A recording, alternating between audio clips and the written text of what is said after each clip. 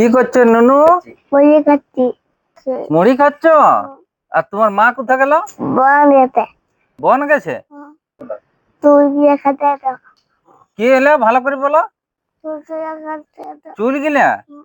চুল গিলে কাটতে হবে, দাঁড়াও। চুল গিলা চোখেও ঢুকিয়ে যাচ্ছে।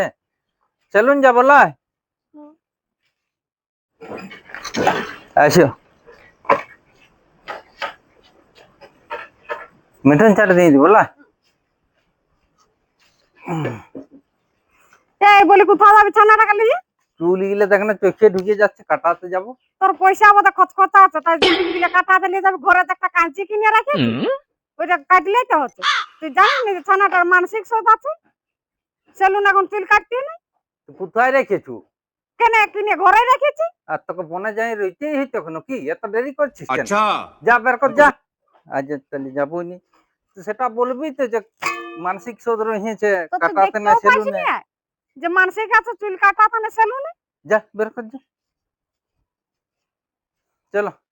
ছালে কাঁচি আর চুরুই তো গিলা দিস নি আর না কোথায় রেখেছিলিস? তো দেখতে পাইস না চুটকি রাখা আছে, মানসিক শোধ করতে হবে।